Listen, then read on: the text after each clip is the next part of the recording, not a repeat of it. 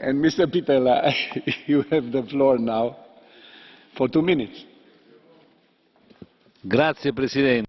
Yes, thank you very much, President, colleagues, ladies and gentlemen. Osarugue, 16 years old, is a young girl who left her family in Nigeria trying to find a better life in Europe.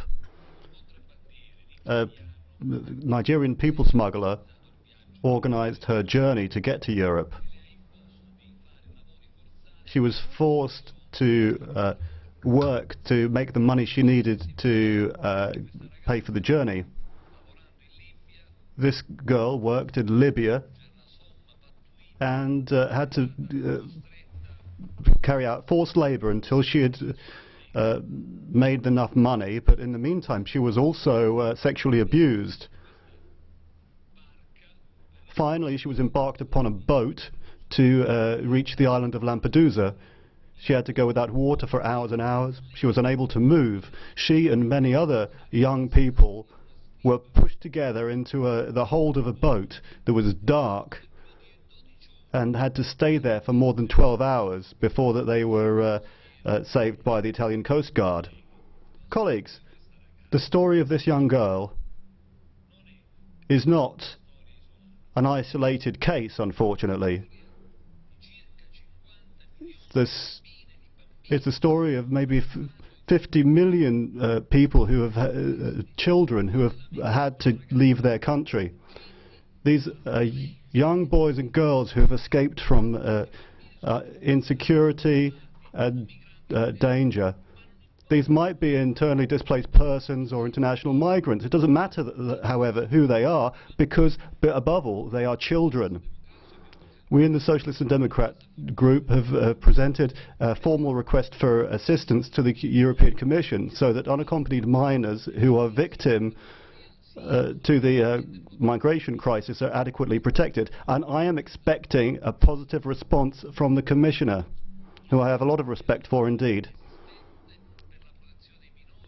In order to protect unaccompanied minors, we are calling for an approach that would provide for concrete measures for all children and not only for those who request asylum. An approach that's based on the principle of non-discrimination, as is laid down by the UN Convention. More should be done to protect children who are being reinserted in society, and we are against the arbitrary detention of children. I'll conclude with a quote from someone who's close to all of our hearts, Nelson Mandela, who said, "A soul of a society is revealed by the manner in which the society treats its children." Thank you very much. Doamna Griesbeck. Madame Griesbeck, next. Président, Monsieur le Commissaire. Thank you, President. Commissioner,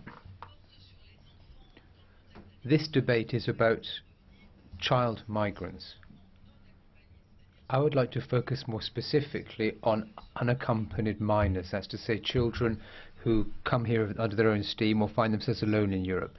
In 2012, the European Parliament adopted a report on these children, more than 3 years ago, in other words. Back then I was rapporteur, and I insisted on the need for us to craft a genuine strategy and a raft of joint measures so as to provide adequate protection for these children. Since then, nothing, or practically nothing, has been done. Back in 2012, we drew attention to the fact that there were 12,000 such unaccompanied children. Now there are 96,000 here in Europe. And obviously, we still haven't managed to create a tailored strategy to deal with their needs. Just imagine for a moment, Commissioner, these young children terrified in the hands of organized crime networks, and in the eyes of many parts of the general public, they're part of this catastrophe looming over Europe. So, Commissioner, we need a strategy to address the needs of the unaccompanied children. In the agenda, the word children appears just once, followed by the note that an action plan is being drawn up. Perhaps you could tell us more about that. Secondly, resettlement. I would like to launch an appeal to those member states which have promised to resettle 160,000 refugees from Italy and Greece. We all know that no member state is particularly keen to do this. Only 6,000 people have been resettled since last year. And within those 6,000, just 75,000 unaccompanied children have been resettled. I find that shameful, and I don't know how on earth it's possible. My next point, Dublin. We can't simply turn a blind eye to the shameful revision of Dublin. Not the revision overall, but certain parts of this revision.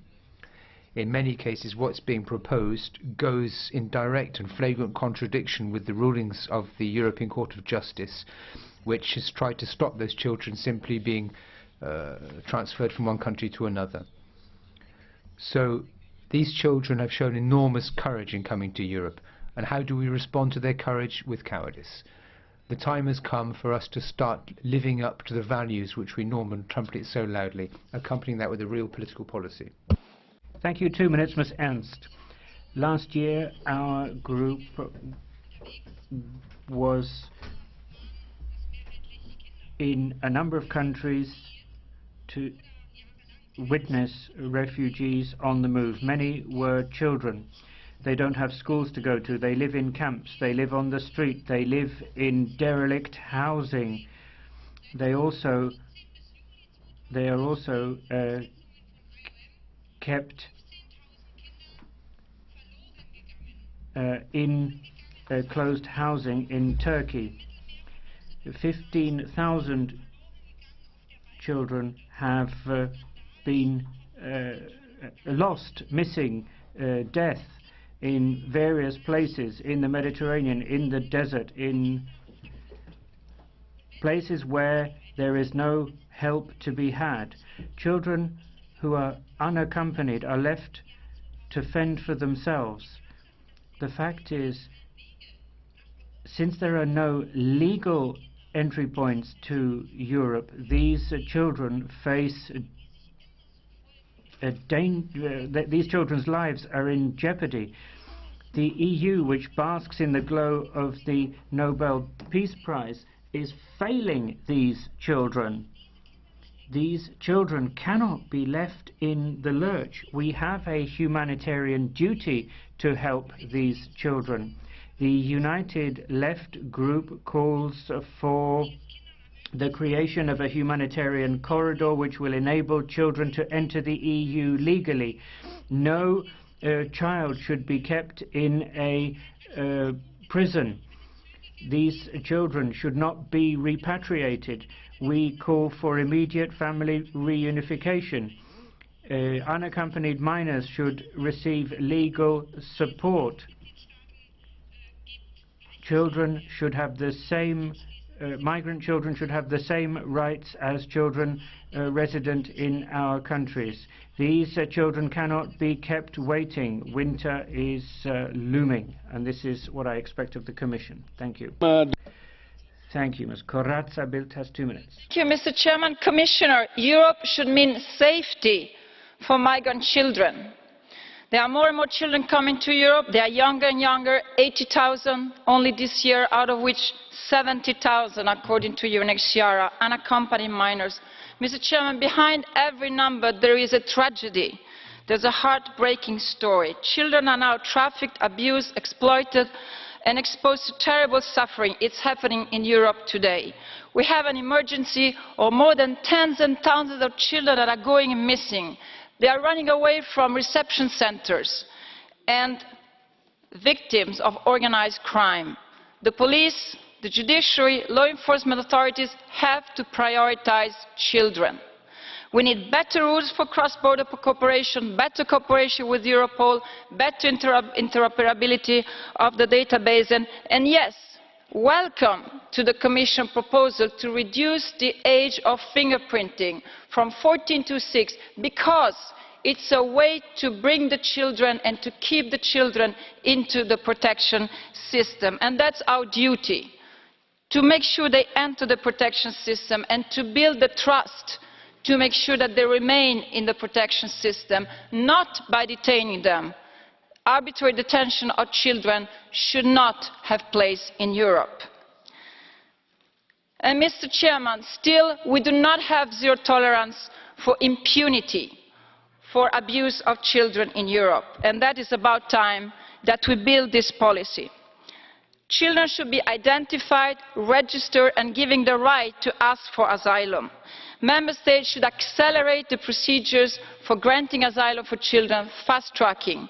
Relocation and resettlement programmes should be given priorities to children. Mr. Chairman, I want to conclude by saying that I met in Sweden Afghan children in an organisation they had themselves built, helping each other. Let's start to change the rhetoric. They can be an asset and a benefit to our society if we give them access to education, to healthcare, to psychological support and to dignified shelter. They are an opportunity for our societies. Thank you. Mulțumim. Thank you. Mrs. Lambert, 2 minutes. Thank you, President. The last Parliament session here, we picked up on the issue about what was happening in Calais. And I want to use that as the basis for what I say this afternoon. We saw some of the first children brought from Calais to the UK only in the last few days, where they were greeted by the press saying, "My God, these don't look like children."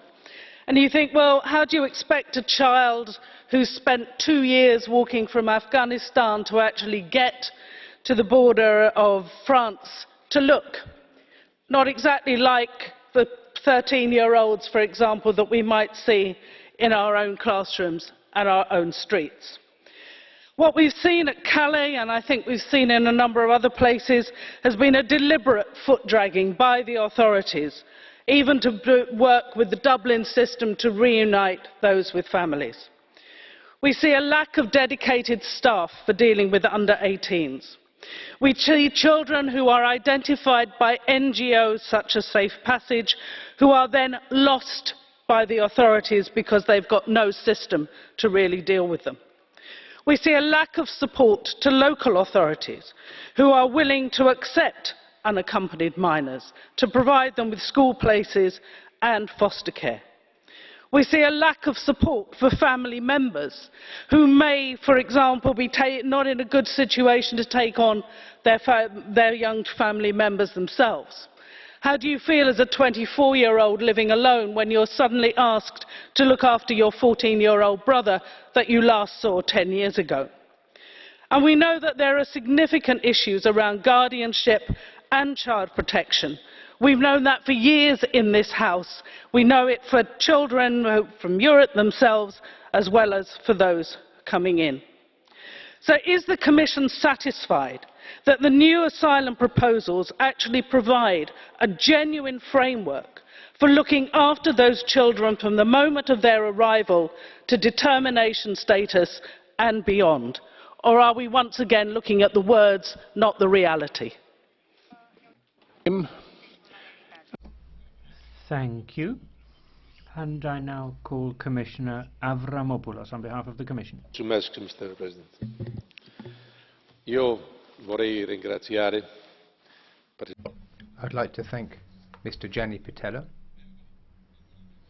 and the other members of the European Parliament for everything they've said.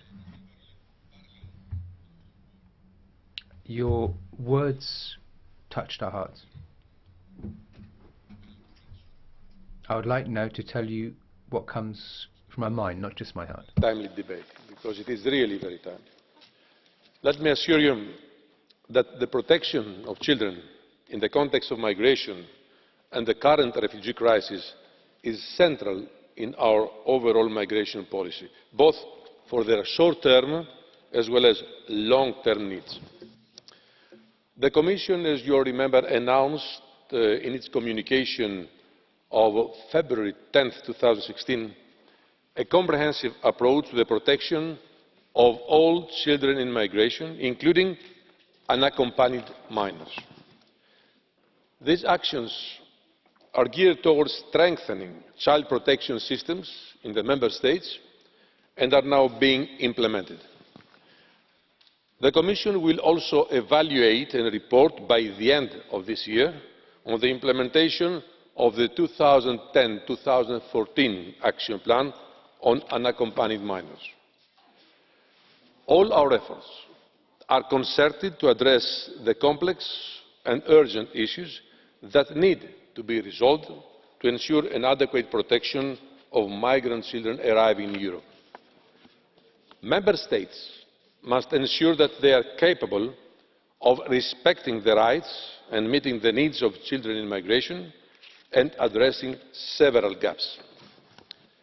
These gaps include providing adequate reception conditions, including psychosocial care, prevention of children going missing and ensuring adequate responses in case they do, effective guardianship, access to information, access to legal counsel and assistance, and other procedural safeguards and procedures such as Dublin transfers and family reunification.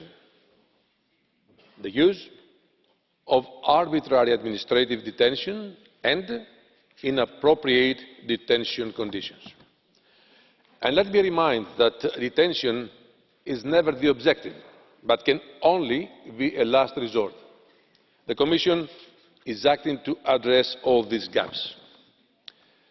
The recent legislative proposals to reform the common European asylum system include stronger provisions on the protection and care and procedural safeguards for children.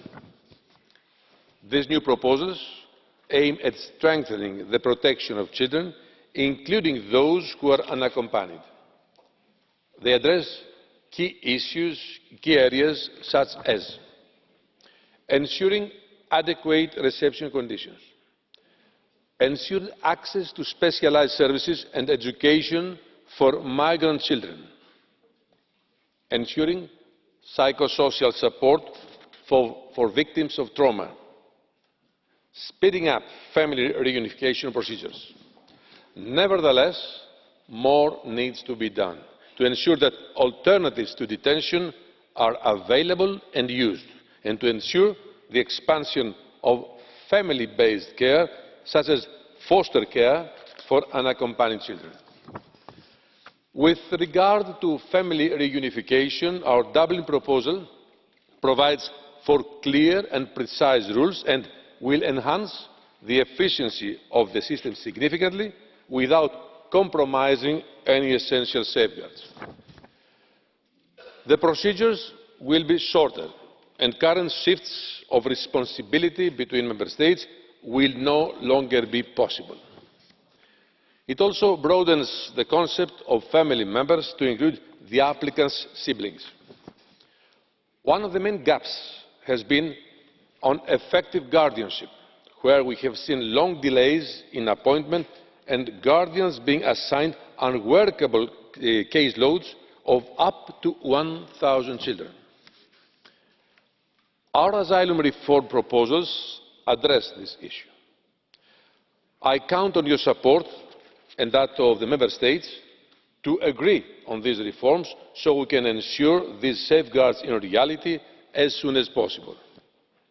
In addition, the recent action plan on integration actions addresses education for children in migration. For children in reception centres, our asylum reform proposals aim at further strengthening a child's right to access to education, also if they are in detention. Under the Emergency Support Instrument, targeted funding is allocated to additional education activities for children. Outside the European Union, EU funding has been made available to programmes for vulnerable Syrian refugees and host community children and adolescents.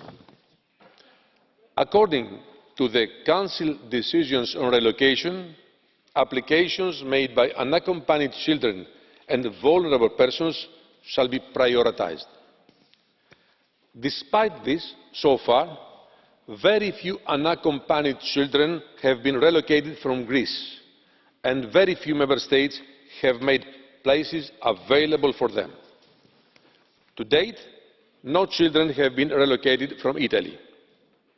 In our recent report, we have also raised this issue.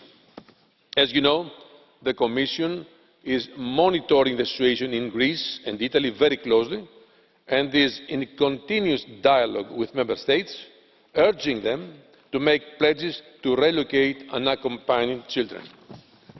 Finally, to foster a discussion between those working in asylum and migration and those working in child protection, the Commission is dedicating the 10th European Forum on the Rights of the Child on the 29th of November 2016 to the protection of children in migration, where there will also be a dedicated side meeting on guardianship of unaccompanied children. Honourable members of the Parliament, as I said in the beginning, protecting the most sensitive and the most vulnerable in this refugee crisis, and those are indeed children, is of paramount importance to the Commission. It is one of our priorities. But it takes many more stakeholders and actors involved to make this happen. The Commission counts on the European Parliament as its partner on this.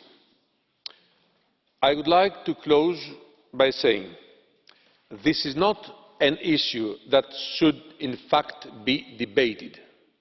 It is an issue that should simply be addressed urgently and jointly. Thank you for your attention. Thanks, Commissioner Avramopoulos. And now we go to the speaking list, and the first speaker will be Mrs. Metsola. The floor is yours. Thank you very much. In this House, we've listened to every single side of the migration debate. I am convinced that we can have a situation where we are humane with those in need of protection, but firm with those who are not eligible. This careful balance must be the basis of any policy, and I am happy to debate this at any time. But when it comes to children, politicians do not have the luxury of time. The anguish of parents who pack a little plastic bag and send their children, often alone, on rickety boats to Europe, knowing the dangers, but who do it anyway, because even a small chance of a better life for their child is better than the certainty that awaits them if they stay behind, is almost unimaginable. The truth is that often those children who survive the journey find themselves in no man's land, alone, vulnerable and easily exploited. The statistics are heartbreaking. Thousands of children have gone missing, but only 46 unaccompanied minors have been relocated. 46. Yes, we need to make sure that no one abuses loopholes in our system. And yes, we need to ensure proper age determination is carried out. But states cannot turn their backs. We need our responses to improve, and we are calling for a series of measures to protect children, including quicker processing times, improving guardianship and access to education, ending arbitrary detention and getting children reunited with their families. We can do better, and we must do better, because it is true that, as one famous poet put it, no one puts their child in a boat unless the water is safer than the land. Thank you. Next one, Mr. Guerrero Salom.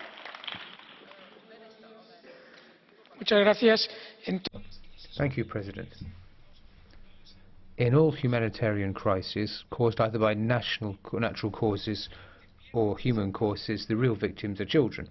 In many cases they lose their lives, whereas in other cases they risk their whole future. Barely 1 out of 6 migrant children or displaced children in the world are in the European Union. However, that's an awful lot. Last year, more than 300,000 were given asylum. That's twice as many as the year, asked for asylum. That's twice as many as the year before. The European Union has to ask itself a series of questions. First of all, how can we ensure full compliance with the Convention on the Rights of the Child? Secondly, how can we ensure that reception centres have adequate medical resources and human support? We need to ensure that sufficient human resources are allocated to these centres, which are currently detention centres. Finally, we also have to ensure that they're given education. Without education, nobody has a future, in particular children. WIKSTRÖM. fru talman. Thank you very much, President.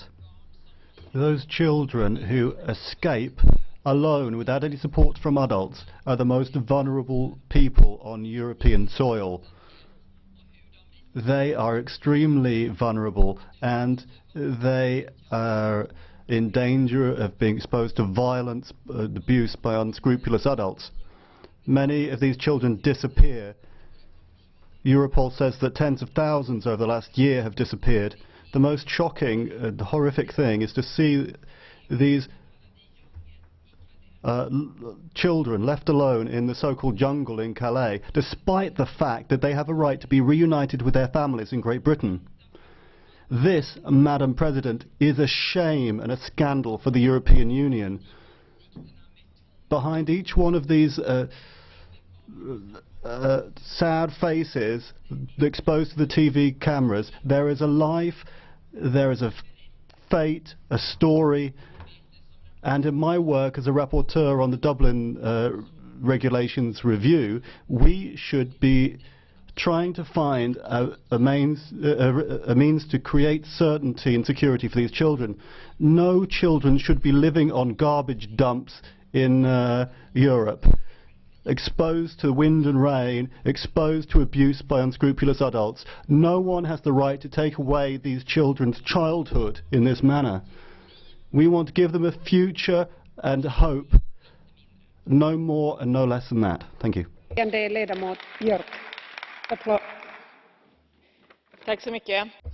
you very much. Colleagues, I think it's time to stop talking hypocritically. It's not appropriate to hide behind the politics of building up walls and then at the same time talk about human rights. The new asylum rules that are being negotiated are actually anti-children. How can you say that we're creating more security for children when you're making it impossible for them to get permanent residence? How can you say that you defend children, say that you're working for children's rights when you're returning children to third countries? That is anti-children. Look at the jungle in Calais, where you see police violence being exerted on children, whereas the UK is taking in too few children, although they have a right to go there. In Greece, child refugees and their families are stranded simply because there's not enough capacity to deal with their asylum requests. So I think, Commission, we should be looking at a new approach to migration policy where security and generosity is the basis. Thank you. Thank you, Madam President. Amongst vulnerable categories, unaccompanied minors are those who are perhaps suffer most from the lack of a warm welcome in Europe. These people have to see their rights protected, and in many cases they suffer from a very lack of welcome. In Italy, more than 6,000 unaccompanied minors have disappeared. Sicily and Calabria are particularly hard hit since they've been welcoming or taking the large number of young migrants. Mayors in local areas are in the front line, and they need more powers and resources when it comes to tackling this crisis. They face all sorts of difficulties, human resources, financial resources, logistic resources, so as to reduce the exposure which damages the mental and physical health of these children, while at the same time giving the opportunity to develop and be educated. We have to ensure that we have effective and specific legislation covering the reception of young children. This should set out the duties and responsibilities of their guardians and those responsible for them. Leave the sinking Titanic, and I worry there aren't enough lifeboats left for your children and citizens. There are 65 million migrants in the world looking for a new home, and they all want to land on the mother ship. Let's take a reasonable assumption that a quarter of them are children. Where are the millions going to go? It's interesting to note the changing language. Until today, every migrant was a refugee. Now they're migrants. Is this a change in policy? Or are you at last being honest with your real aims to destroy our Western civilization? My country is taking hundreds of children from Calais and some man boys pretending to be children. Where were the French social services for these children? The French lecture us, but they abandon their responsibilities. I believe charity begins at home, but in the UK we cannot even help our own children in need. We need an extra 8,400 foster families. 80,000 children are in care. Our social workers are at breaking point, so we can't do any more. So please don't lecture the UK. Finally, when the Titanic sinks along with Western civilization, you will have achieved your goal, and genuine child refugees will have been cast adrift, and that's a real shame. And next one, Mr. Fountulis. The minors that come to Europe are of two categories, refugees and migrants. The first need real help because they have to abandon their country contrary to their will, so they need humane conditions. They should be educated in the language of their country of origin and on the basis of its educational system. And we must make every effort to stop the situation that makes them leave their country so that they may return as soon as possible back to their country. But concerning the second category, if there is a legal, if they are migrants in a legal way, it is the parents who should be responsible for that, for their welfare. It should not be allowed in a legal way. The minors who are illegal migrants, they should be given good conditions, but should be sent back to their country as soon as possible. And those who use minors as a means to enter Europe should be punished. Thank you.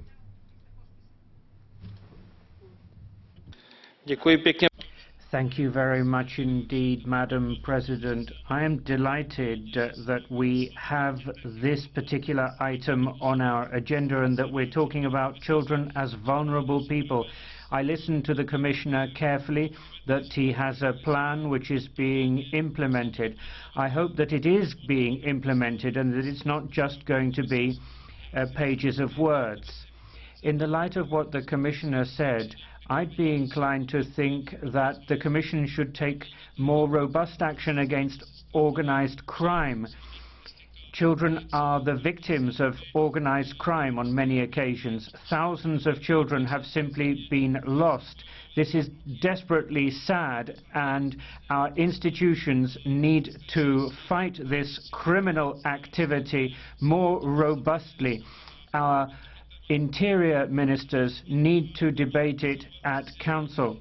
We've also heard about the asylum regulation. I think the children need special conditions. The return of children to their countries of origin is ethically very problematic, especially as they spend months or years in Europe before the idea is to send them away. So instead of debating a centralized policy, the Commission should think about ways of how children who are in Europe can remain in Europe, be educated in Europe. I think that is the best we can offer them.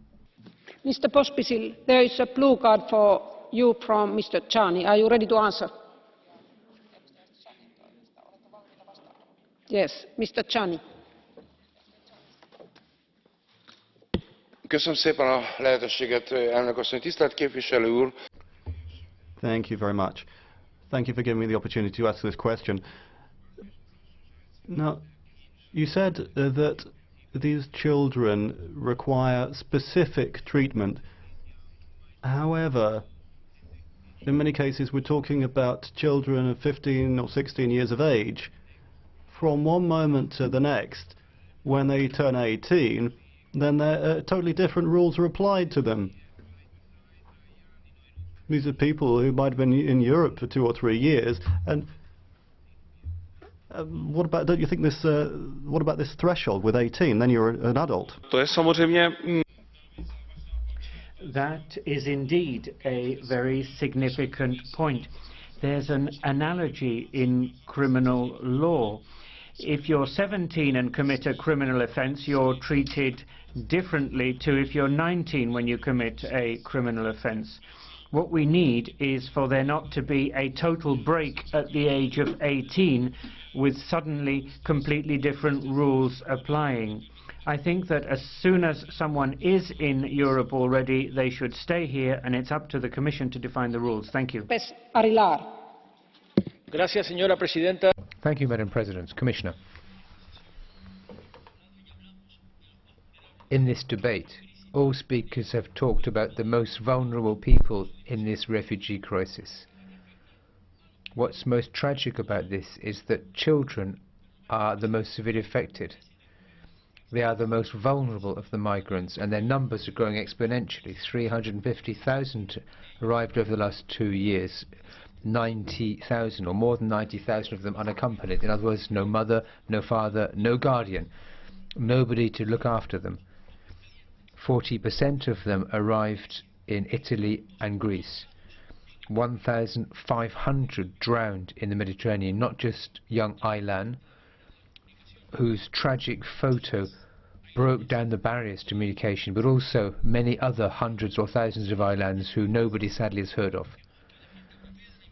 So we've talked about immigration from 2010 and 2014, but none of our legislation, none of the resolutions adopted by the European Parliament, nothing has led to practical, concrete action when it comes to family reunification, measures designed to improve the reception of these child refugees, an end to the detention of children, and legal protection for children, support for their psychological and health needs, as well as measures for resettlement so as to ensure that these young unaccompanied children are able to be received in dignified conditions. This is a fundamental human right, and we have to ensure that we provide the best possible protection for these most vulnerable people in the migrant crisis. Thank you, Madam President. Ladies and gentlemen, I think this debate has come too late. It's a good thing that we're talking about it, but today the camp in Calais is being cleared. According to current figures, 1,200 children are sleeping outside in ramshackle tents with freezing temperatures at night. That's the way that these children live in Europe. Ladies and gentlemen, the time has come for us to start banging our fist on the table. We have to insist that the Commission breathe new life into this action plan. 10,000 children are missing in Europe. Europol has published warnings. It says these children have been sold into prostitution or their organs are being trafficked. So we have to do two things. We have to draw up an effective action plan explaining how these children can be dealt with, how we can avoid them falling into the hands of human traffickers, and secondly, what can we do to trace these 10,000 children so hopefully they're not locked up in cellars with people like Dutroux, the notorious Belgian criminal. We have to track down those children and save them. Thank you. Vautmans, there is a blue card for you from Mr. Frunzulică. Are you ready to answer? Yes, Mr. Frunzulică. Thank you very much, Madam Chair. In fact, I would like to ask our colleague if she didn't think that, we should have to call immediately the Commission to adopt a clear, defined and measurable policy framework, a clear mechanism, I might even call it a special mechanism, in order to employing a comprehensive approach to prevent violence, exploitation and abuse, strengthen protection system for the most vulnerable, especially for children. And now the answer. Ja, uiteraard, collega, daar kan ik niet. Obviously, colleague, I can't be opposed to that. Of course we can do that. I would go further. We have set up lots of asylum centres in Belgium, and we've established excellent practice where we can prevent children disappearing again. So we have to exchange examples of good practice.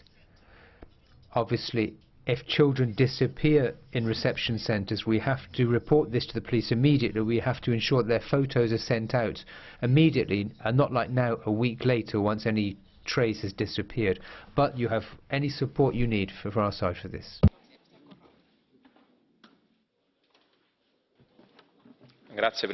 Thank you very much, President. Commissioner. About 20,000 unaccompanied minors arrived in Europe via Italy this year. Around 12,000 arrived in 2015. That's a major increase that is finding the Italian system simply incapable of providing the necessary assistance. 15,000 young people have been registered disappeared from detention centres. These are the most vulnerable young people exposed to abuse and exploitation. Many of them are detained in centres where they are not allowed to leave. Others have got no news about their rights or any idea about what their destiny will be. Sicily has a huge number of these unaccompanied minors, many more than in other regions of Italy. There are 400 centres in Sicily for unaccompanied minors, but there is not even enough money to pay for the staff. I think that the European Union needs to act without delay to resolve the situation.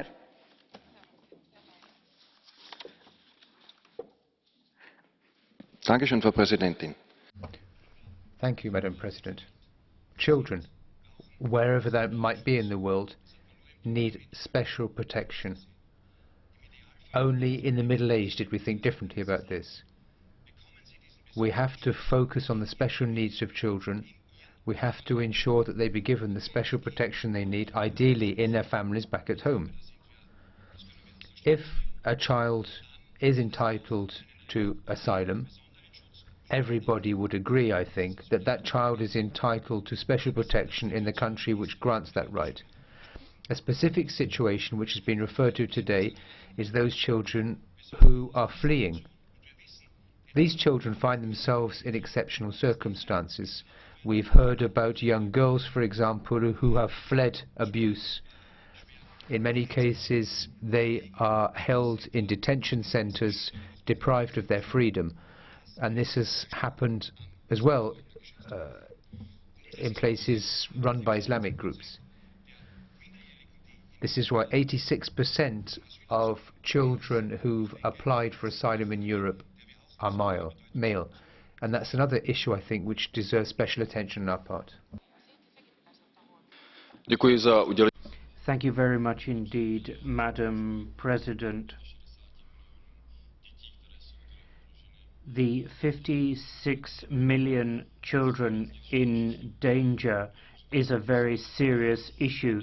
It is an unimaginably huge number. It's difficult for me to believe it's true, but I'm assuming the document is correct. The children are the most vulnerable. We need to do more in terms of preventive measures to stop these things happening in the first place, to ensure that we don't see these children setting out unaccompanied on a very perilous journey. We have had this debate time and again.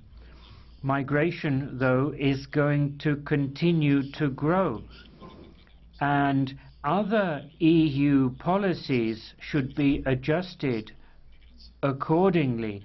It shouldn't just be migration policies. We should be using our other instruments, the other tools we have in the box to tackle migration. That would enable us to take preemptive measures. And unless we do this, then we won't be able to do anything to help children. Thank you. Next one, Mrs. Ford. Thank you, President. The number of what we call unaccompanied minors reached a record of more than 95,000 last year. Those children, and this is the proper word to use, because we deal here with human beings, not legal entities. Those children are at serious risk of abuse, trafficking and exploitation. They experience traumatic situations on a daily basis. Now, I've visited the Calais and Dunkirk camps several times, and I've seen hundreds of desperate children stuck in limbo.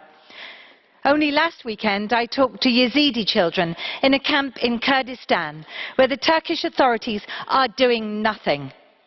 I'm particularly concerned today by the situation that will result from the clearance of the Calais jungle taking place as we speak. Beyond the issues of relocation and identification procedure, which must be ethical and compassionate, we must ensure access to education and put in place mechanisms to support and heal children who are very often experiencing immense suffering and trauma, often resulting in serious mental health issues. This must be done by taking into account the special needs of children with disabilities and young women and girls. I also want to highlight the role of non-formal and informal learning, including sport, volunteering, arts and culture, which by providing safe spaces for intercultural dialogue and exchange, not only facilitate the social inclusion of refugee children into their new communities, but also address stereotypes, prejudices and discrimination in the host countries. We must act in a concerted way at European level to offer protection to children in the context of migration. A whole generation of children, especially girls and young women, face a bleak future without education. The 8-year-old Yazidi girl I talked to on Saturday is desperate to go to school. We need to invest in her future and the future of all displaced children. Thanks. And next one, Mrs. Chinnici.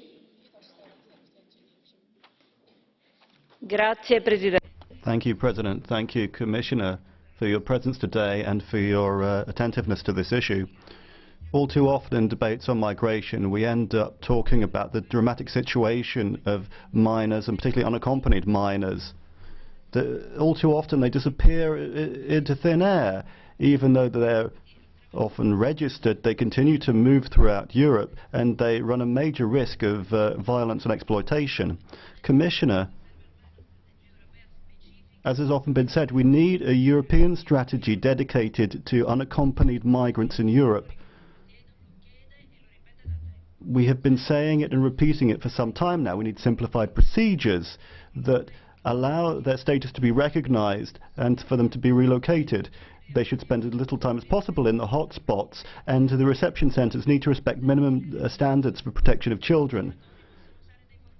Areas that are most exposed to migration flows should have special funds allocated so that they can give a proper reception and ensure that minors can be reunited with their families.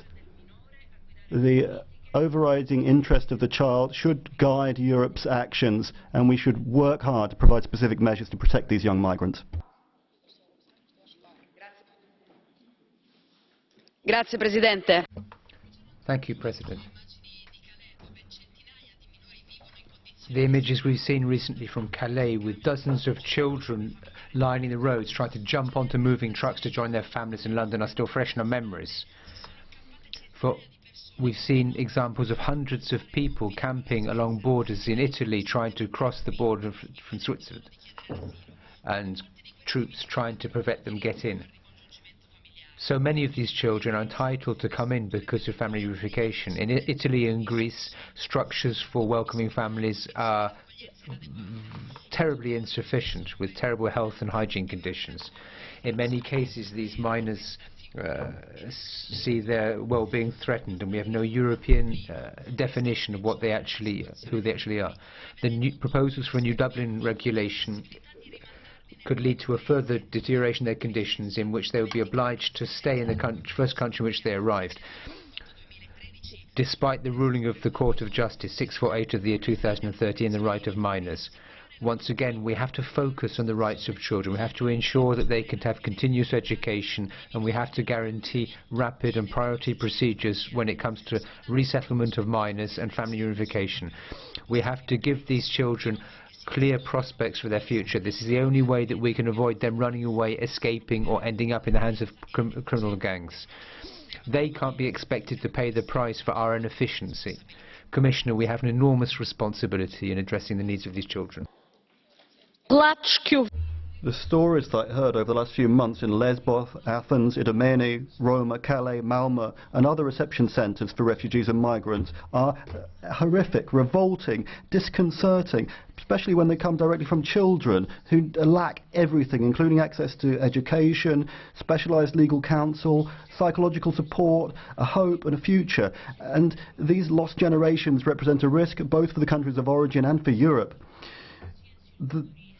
There are even more vulnerable people among these vulnerable children. Unaccompanied minors, the people with disabilities, ethnic, religious minorities, these are being reported disappeared by Europol. In Malmö, the police were telling me that if a Swedish child disappeared, they would search high and low for the child, but there was simply no resources for migrants. And our governments talk about security, but they're leaving children and young people to all kinds of predators, traffickers in human beings, and we are leaving these with impunity, and we're actually feeding their sinister trade. We need to find urgent, practical solutions. Let's at least look to the children. Let's start somewhere. Mrs. King.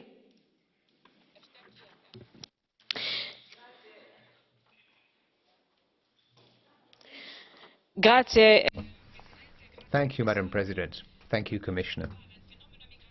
Our global approach to migration should involve protection policies designed to guarantee the rights of children. Last April we made this clear when we issued clear instructions to the Commission and Member States as to what they should do.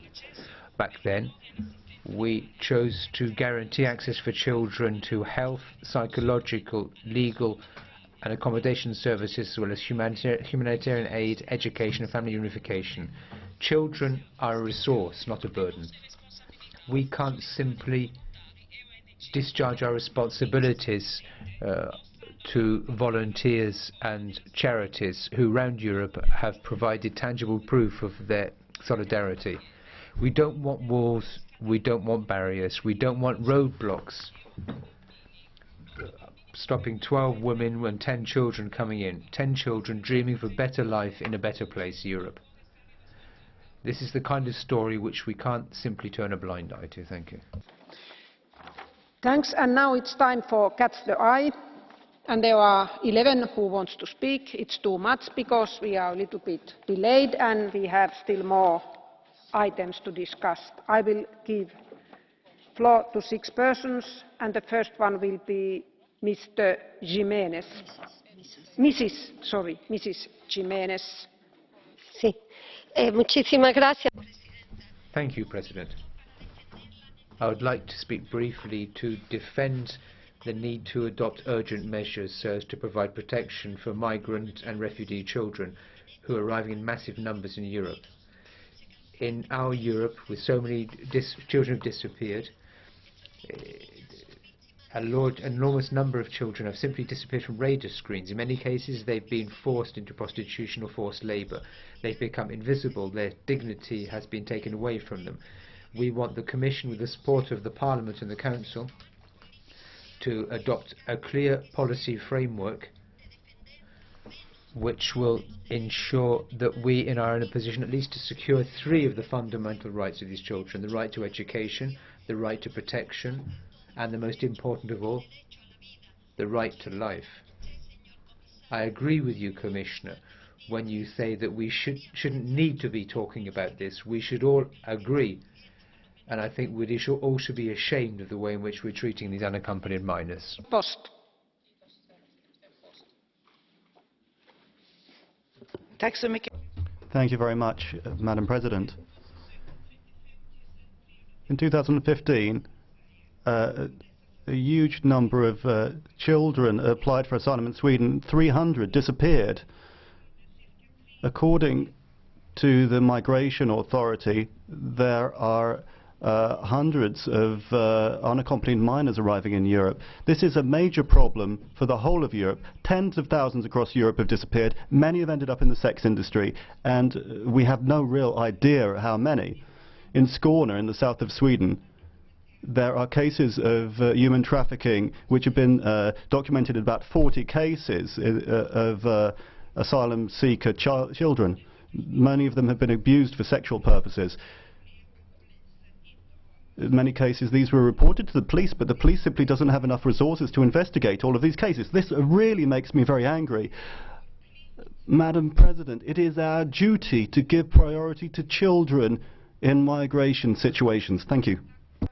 And now Mrs. Stevens.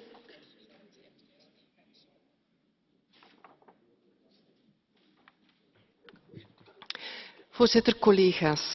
President, ladies and gentlemen, children are exposed to enormous risk because of this unprecedented wave of migration to Europe.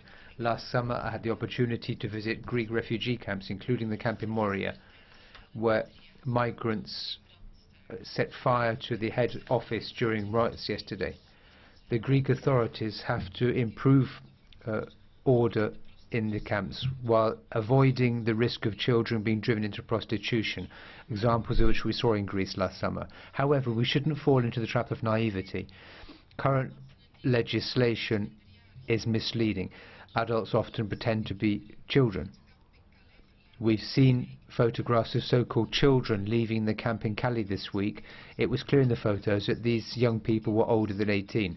Let's start by protecting those children which really most need our protection, and those who try to misuse our protection through lies should be punished. Mrs. Becerra-Pasterrechea. Thank you, President. Commissioner, I listened very carefully to what you had to say. You talked about what the European Union has to do to guarantee protection for migrant children. I won't repeat what you said. However, I liked very much your conclusion. The time has now come for us to do all of this. You will, of course, listen carefully to the fears expressed by colleagues, and we're very glad that you came to talk to us today. We've heard about refugee children working in Turkey. That's been denounced recently. I'd like to know what proportion of the 16 billion euros which has been sent to Turkey will be allocated to those children. We know that in many cases governments don't know what to do. They're at a loss, they're overwhelmed. But we have to provide more support to local authorities so as to ensure that they can coordinate volunteers' responses. At the same time, recent terrorist attacks in Germany and France, as well as threatened attacks in Ibiza and Spain, demonstrate the need for us to have more active measures working on de-radicalization of young people. Cecilia WIKSTRÖM. Thank you, Chair. Europol considers that more than 10,000 unaccompanied minors are lost in Europe because of the policies of the Union and because we have refused to give them harbour and protection. And at the same time, the symbol of the shame of our policies, the Calais camp, is being destroyed without the necessary measures for the protection of unaccompanied minors. The children that didn't go to the UK and the ones who won't go into the buses in other places, to other places in France, will probably be victims of traffickers. Even now, many hundreds are unaccounted for, and they are being exploited harshly in Turkey. We must help the unaccompanied minors. They should be safe, and they should be relocalized, as it says, and in the chart for the protection of minors.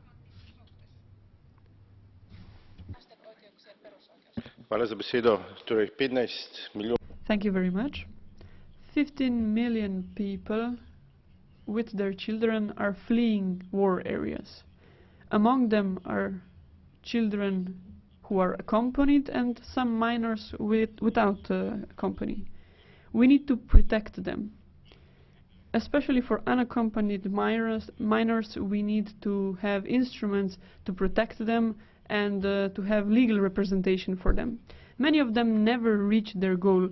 About 15,000 unaccompanied minors get lost, never reach their goal. They are tired and they need our protection. How can we look at ourselves as a society if we do not respect that and if we do not do something to protect them? The age of these unaccompanied minors is getting lower and lower. Nowadays we see very young children starting this very dangerous path, and we cannot afford it to endanger their future. Give the floor to Commissioner Avramopoulos. Thank you. Honourable members, let me start by expressing my thanks for your interventions. It only confirms how important the issue is for all of us, and I'm glad that we share this determination. As you know, the Commission is employing a comprehensive approach to the protection of all children in migration, including, as I said in the beginning, unaccompanied minors. Actions announced in February are being implemented, and new actions have been and will continue to be identified as part of an ongoing process. We are now working in order to complete the implementation of the Action Plan on Unaccompanied Minors for the period 2010-2014, and will evaluate and report on this by the end of the year. Let me reiterate that the Commission is committed to improve and acting on this commitment the situation of unaccompanied minors on the ground. Operationally, including by fighting smugglers, but also legally through our proposed reforms. Right now, in Greece and in Italy, we are offering financial and logistical support for improving the reception conditions for the children. We are also offering support to relocate unaccompanied children from Greece and Italy to other member states. And we are monitoring compliance with EU law in terms of the reception conditions and standards offered to minors, as well as with the procedural safeguards stipulated for the benefit of children. Our asylum reform is aimed at improving the conditions and protection safeguards for children, not lowering their standards. I count on the European Parliament to support our proposals in the upcoming negotiations with the Member States. Our debate today proves what I said earlier. We are not debating or questioning the issue of protection of migrant children. We all agree on its necessity and urgency to act. Thank you. The debate is closed. And the next item on the agenda is statement by the Vice President of the Commission, High Representative, and the question is situation in northern Iraq, Mosul, but because he is not able to be present, it will be Commissioner Avramopoulos. The floor is yours.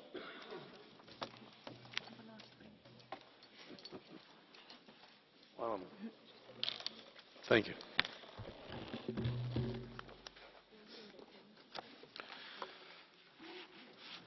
Madam President, honourable members of the Parliament, I welcome this timely opportunity to join you today. The military campaign to retake Mosul is a critical step in defeating Daesh as a military force and bringing an end to Daesh rule, which has had such disastrous consequences for the people of the region and continues to pose a threat to all of us. The crimes and the atrocities committed by Daesh, including the killings of innocent civilians in and around Mosul over the past days, are a reminder, if a reminder was needed, of the complete depravity of this organisation. Whilst over the past days there has been progress in the military campaign, we need to be aware that this is an extremely complex operation which will need endurance, perseverance and passions. There are bound to be setbacks. Many fears and concerns have been expressed about the conduct and consequences of the campaign. These are real and valid concerns, and they require all of us to watch the events on the ground closely. At the same time, there are two reasons that give me cause for cautious optimism, at least in this opening phase of the campaign, which I would like to share with you. The first is that the military campaign is based on comprehensive planning and coordination between the federal government, the government of the Kurdistan region and the global coalition. This has led to improved political ties between Baghdad and Erbil. It has seen the Iraqi army enter Kurdish territories for the first time in 25 years with the full agreement of the Kurdistan region. This was unimaginable even a few months ago. The second reason is that we are confident that the federal government, under Prime Minister al-Abadi, has taken on board the message concerning the need to protect civilians and for the Iraqi army to enter Mosul as a liberator, not as an occupying force. Not only that, it is now the Iraqi government which is the most vocal advocate